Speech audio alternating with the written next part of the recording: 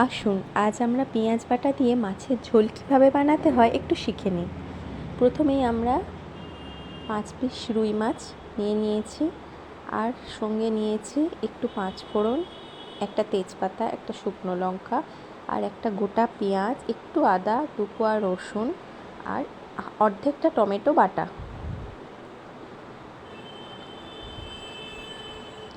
এবার আমরা নিয়েছি জিরে গুঁড়ো, হলুদ গুঁড়ো, লঙ্কা গুঁড়ো, মাছের ঝোল মশলা, গোলমরিচ গুঁড়ো এবং গরম মশলা গুঁড়ো। সঙ্গে আছে লবণ, চিনি, সর্ষের তেল এবং ঘি। আসুন এবার আমরা রান্নাটা শুরু করি। প্রথমেই কড়াইটা বসিয়ে দিয়ে তেলটা গরম করতে দিয়ে দেবো কড়াইয়ে।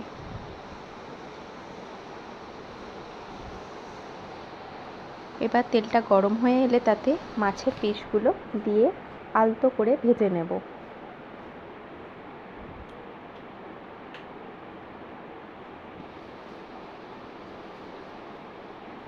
মাছগুলো আমরা এপিট ওপিট করে হালকা আঁচে ভেজে নেব।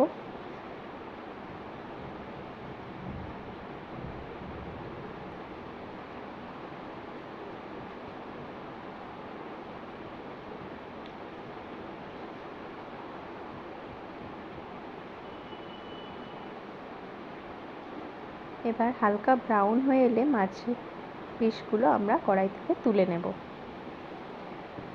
এবার আমরা তেলের মধ্যে দেব একটু 5 ফোড়ন, শুকনো লঙ্কা এবং তেজপাতা।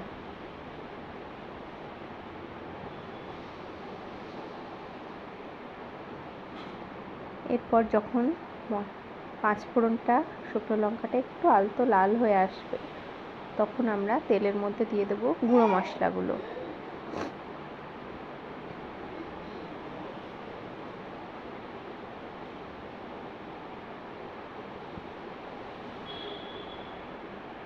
সামান্য হলুদ গুঁড়ো,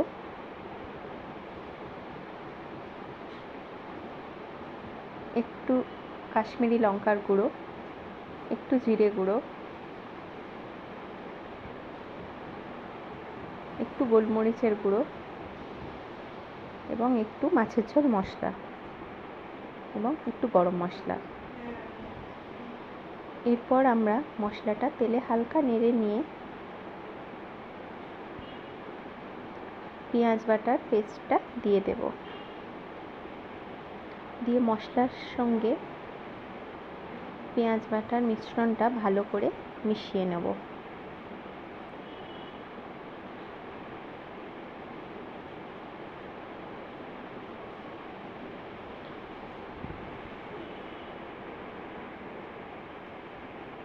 এরপর মশলাটি আমরা ভালো করে তেলের মধ্যে কষিয়ে নেব যতক্ষণ না মশলার কাঁচা গন্ধটা চলে যাচ্ছে এবং মশলা থেকে তেল ছাড়ছে।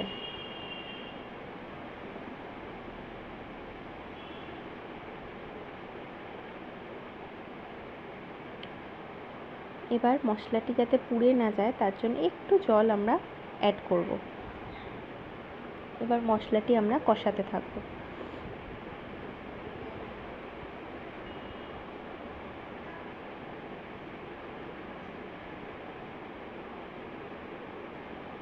এবার লবণ এবং চিনি অ্যাড করে দেব পরিমাণ মতো।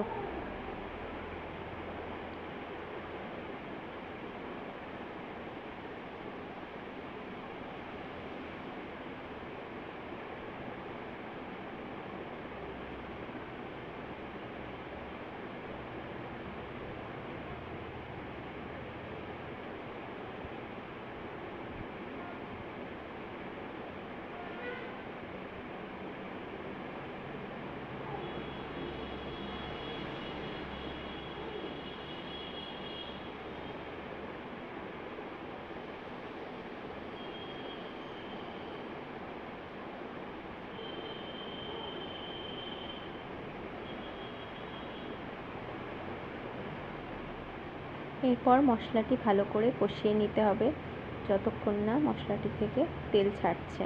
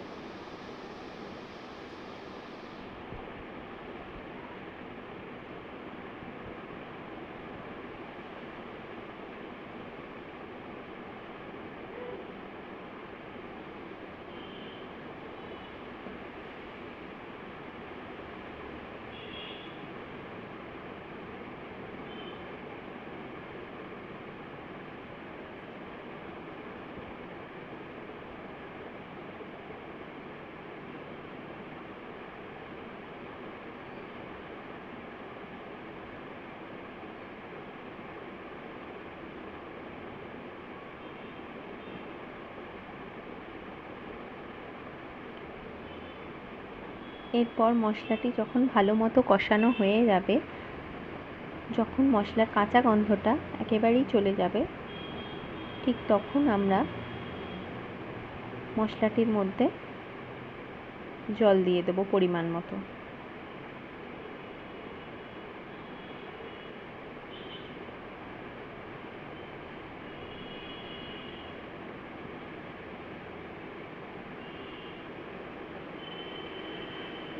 যতটা পরিমাণ জল আমাদের মাছটা ঝোলে ফোটানোর জন্য দরকার ততটা আমরা দিয়ে দেব। এরপর আমরা ঝোলটা কিছুক্ষণ ফুটিয়ে নেব।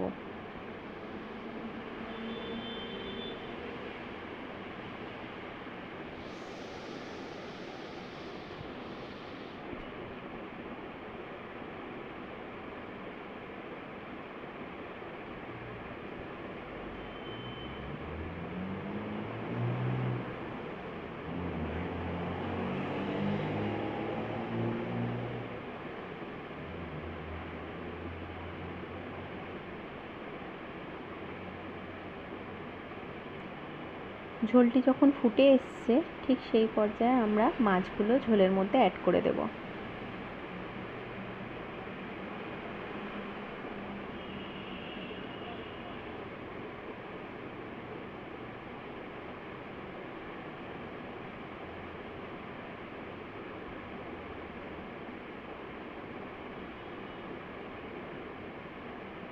এরপর আমরা ঢাকা দিয়ে গ্যাসের আঁচটা কমিয়ে দিয়ে 5 মিনিট মতো রেখে দেব। এরপর আমরা ঢাকা খুলে 2টি চেরা কাঁচা লঙ্কা দিয়ে ঝোলটা আরেকবার মাছগুলো ঝোলের মধ্যে উল্টিয়ে ফুটিয়ে নেব।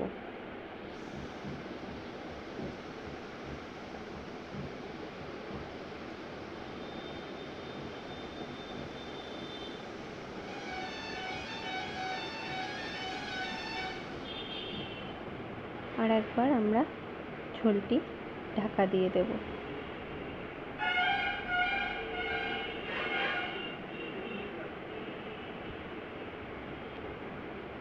এরপর 1 মিনিট রাখলে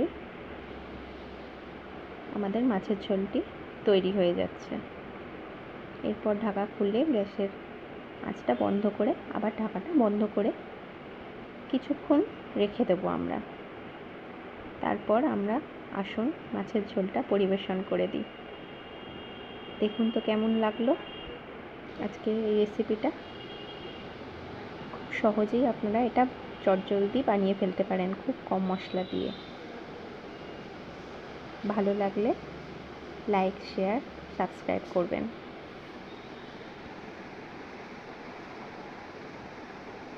বাড়িতে অবশ্যই একবার ট্রাই করে দেখবেন আপনারা।